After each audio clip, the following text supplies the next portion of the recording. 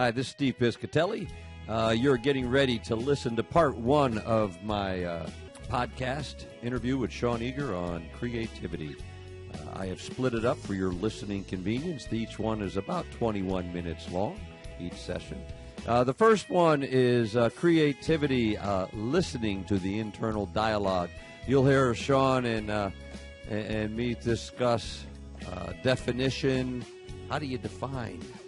Can you define creativity? Whether or not creativity is an innate talent, the creative spark and the creative spirit, the importance of teachers, the connection of art and creativity. What about this internal dialogue that I've heard about that these creative geniuses have? How do you capture that? How do you tame it? Do you want to tame it? And finally, on ending out this particular episode, we will take a look at mental locks. What are those things that might shut our creativity down? And a few thoughts on schooling. So once again, this is part one of our podcast on creativity. When you are done with that, please move on over and click on part two. Thank you very much. Welcome to GRN, the Growth and Resilience Network, where every episode brings you targeted stories and strategies for your professional and personal growth and resilience. I'm Steve Piscitelli, your host, and coming to you from my headquarters, my world headquarters in Atlantic Beach, Florida. Creativity. What is it, and from where does it come? Creativity typically involves a bit of risk, vulnerability. We take a chance by putting something in a form that has not existed before, or at least not in our space. Creativity involves persistence at certain levels, and maybe even a bit of thick skin, as others will judge your ideas, and perhaps the most critical of all judges might reside within your own head. We see creativity in the interaction and play of little children, in the lessons of engaging teachers, in the visual arts, the dramatic arts, and with musicians.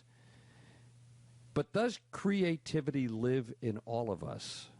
Do all of you, your family members, your neighbors, me? Do we have the creative DNA? Are we born with it? Why is it that some folks, like our guest today, seem to be naturally creative, while others of us struggle to come up with a creative idea or even a couple of words?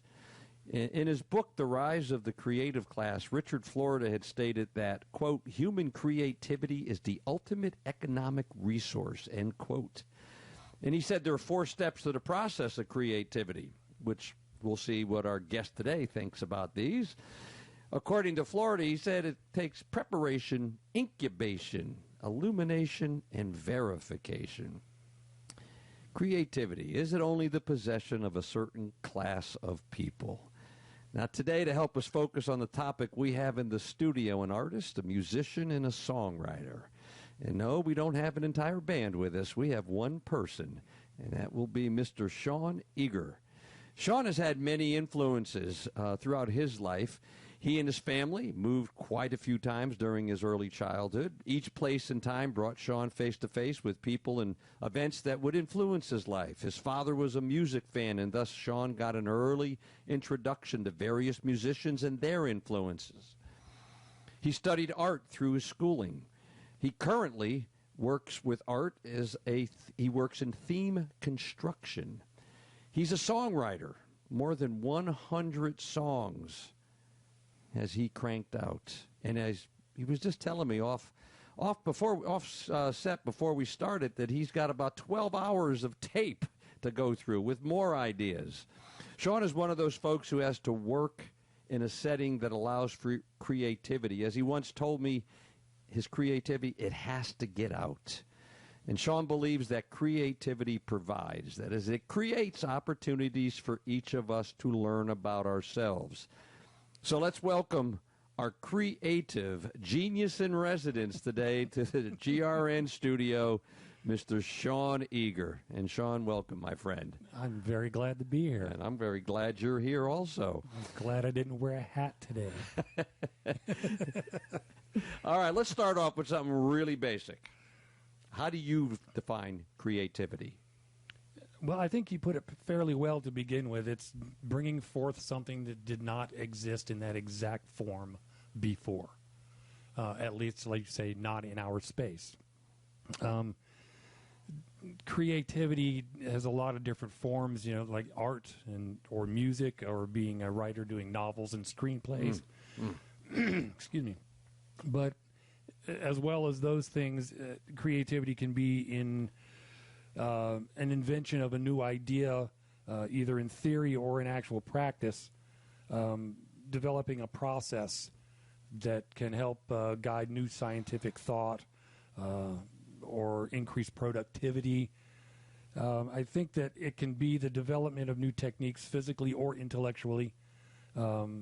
Creativity can be as much about how as it is what. Yeah, and interesting you mentioned it's the process can be creative as well. Absolutely. It's not just the final product. It's Absolutely. that process, which we'll dig into. Do you think it's innate? Is it part of one's DNA? I mean, I've seen you as a songwriter, and you're just one of the most creative I've ever had the opportunity to listen to. Is that an innate talent? I do believe that it is. For the most part, I think creativity is innate. I don't think you can teach someone to be creative. Some folks are creative early on, and you can notice it right away. Other folks, it takes a lifetime to find that creative spirit in themselves. There are a lot of writers and painters who don't uncover their hidden talents until they're well into their 50s or 60s. Yeah. There's a book, and it's right over there to our left, a Frank McCourt book that a colleague had given to me. And he wrote his first book, and it became a movie when he was 66. Yeah, so I hear what you're saying. So there's still hope for me. There's still hope. So then it sounds like you have to have, so there's this young person or an older person that has this creative genius inside. We need someone to help bring it out. We need someone to recognize the spark. And did that happen to you? Did somebody recognize that you were this creative genius? I will have to say no. When I was a kid, my family sang. That's how we survived road trips. So we were relatively musical, even though no one played a musical instrument. We all sang. I did that through my very early childhood, and that sort of just fell by the wayside for a very long time. When I finally hit high school, I studied art all through school, but when I hit high school, a few different things happened along the way. I began to sing again with a garage band, and when they kicked me out because they found another guy that could sing and play guitar, so I lost my gig, and that's what made me mad. I learned how to play guitar. Did not know it was in me until then. As far as art is concerned, I had an art teacher in high school who really and truly gave his students a genuine freedom, which probably does not happen very often. And he's the first one that started to uncover that I thought differently. And that's a great part of the creative spirit, is just realizing that the value of thinking outside of the box and being effective in thinking outside of the box.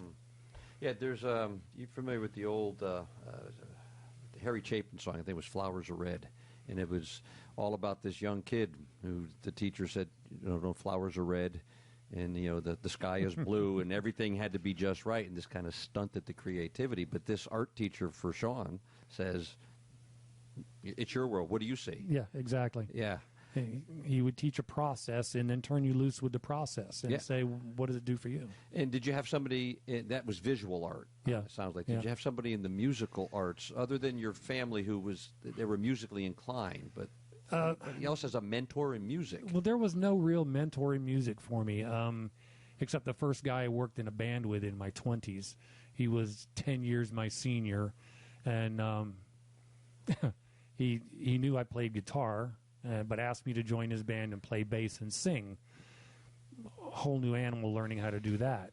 But he schooled me hard, you know. We rehearsed 3 or 4 hours a day for nearly 6 weeks. And, I learned. And so, and for me at that point in time, I realized, well, I can do this. It is not completely alien to me, even though I never studied it formally. And that's interesting when you mentioned that he practiced you rehearsed, and you did this and you did that. So part of it becomes not only the talent, but part of it, there's a technique that you're learning, especially with a new instrument, which brings me to a couple of questions. And can you make art but not be creative? That'd be the first one. Could you come up with something that is a piece of art and it's not necessarily creative, or is art synonymous with creativity? Oh, two entirely different animals as far as I'm concerned. Elaborate. With the visual arts, like I say, the teacher he taught me a process. He said, here's this medium. Here's some of the things that it can do. Right? Now, you play with it for a while, and you decide how it works best for you. And after playing with the medium for a little while, he would say, okay, now give me something that is, has something to do with the ocean in this medium. Okay, well, then you start experimenting with the medium or deeper, right? So, but to create and being artistic, totally different things. You can teach somebody the process of art, and they can make a picture, or let's say they could copy a picture, and it's still art, but it's not creative. It's a really tough one, because I would say a great many people think the two are synonymous. You can be artistic. I know a lot of tremendous musicians, great players, but they can't sit down and just write something. As long as it's been done before, they can read it. They got a good ear. They got a good ear. They can play anything you put in front of them. But if you ask them to sit down, ask them to sit down and put down something fresh to yours, and they can't. Can't do it. Yeah. So I mean, they are artistic, but they're not creative. There's a story that I related on this show before, and it's in a previous episode, and it was a friend, good friend, who was at the time a guitar player. He's no longer with us, and I had asked him if he would teach me how to play lead guitar. And we were good friends. We golfed together. We did, and I didn't expect his answer. His answer was no. I said, really? And he said, and basically what he came down to and said was, it's you got it or you don't. He said, some people they end up being technique players. He said, and he recognized I didn't have that level of talent. He was a good friend. He was very honest. But it was the first time that came across, that, yeah, there are those people that are very good with technique, but not necessarily very creative. They're not going to sit on a stage and jam or riff or what have you. That was interesting. And the same with improv people. They got to be able to think so quickly. Right. When musician and recording studio engineer Roy Peak interviewed you on roypeak.com, you asked and answered a question. I read that interview, and hopefully I got this right here. The question you asked was, why do I write? And your answer was another question and an exclamation. I cannot not do it. It has to get out. Dig on that a little bit. Are you staying up late at night because you can't go to sleep, and there are thoughts that's bombarding you, and they just say, "Get up and write, get up and play"? Yes. Yeah, it's an internal dialogue thing that doesn't stop. It doesn't shut off. Yeah, and fortunately, I'm not having conversations with myself. But there are thoughts that run through my head. It could be a catch line for a song. It could be where I'm trying to find an analogy for an emotion. I write poetry, very short stories. But all these things that run through my brain, and it's nonstop. If I'm not actively involved in something that requires my concentration, the internal dialogue is pumping. and it happens at inopportune moments, sometimes. But if it happens tonight, feel free to stop and write. Okay, that's okay. Well, but that's why I try to record every thought that seems to have some kind of value to it. On my smartphone or on a tape recorder or writing it down, I try to document that as often as possible. And then for our younger, well, again, it's not even younger. Maybe our younger in years and also younger in the process of creativity. A few recommendations on how to capture these thoughts that all of a sudden hit you. You're riding down the road, or you're sitting in church listening to a sermon, or you're watching Monday Night Football. I mean, what are some little techniques or strategies that you use besides your smartphone? Well, that's the problem. There's not a strategy for remembering that. The thought crosses your mind at 8 a.m., and if you don't have some way to document it, it may not come back the same at 4 p.m. Some of the words might still be there, but the melody line is gone. Wow. Yeah. And that's what I'm saying. For me, it's a nonstop internal dialogue.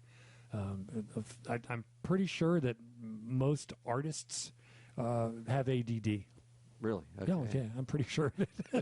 Maybe throw in the H, too, the HD. Yeah, wow. Yeah. That is interesting. I mean, I had never really thought about that. I've heard people say, boy, I had this idea in my mind last night, and I just couldn't get to sleep. And that's happened with me with professional engagements and the like. But the idea of never being able to shut off this internal generating machine. It's IID. That's the instantaneous internal dialogue. Did you just make that up? I did. Okay. Here we are, folks. Let me write that down. Write it down right now in case the playback doesn't work. All right, another book that I read on creativity. The author is Roger Van Esch, if I'm pronouncing it correctly. O-E-C-H is the last name. And the title of the book, a great book, Whack on the Side of the Head. And he writes about mental locks. Now, it doesn't seem like that's a problem with you. I don't know. It seems like you need to lock it down a little bit. But he talks about these 10 mental locks that squash creativity. And it was interesting. I used to bring this up with my students as well because I said a lot of it was he connected a lot of these locks with formal education. Now, he wasn't specifically damning formal education, but as I was reading them, I was saying, wow, we do that. And one of them that came up at the top of his list was, we're always looking for the right answer, especially in school. And when you look for the right answer, you're not too creative, right? Right. And he also mentioned that in our society, there's this predisposition to believe that play is frivolous, especially as we get older, because you can't play. You got to get out there and be serious. So just your thoughts on that. You were lucky. You had this teacher in school that allowed you to play with art in whatever form it was. And you've had children. You have children. But they're not in school now, and they're not youngsters.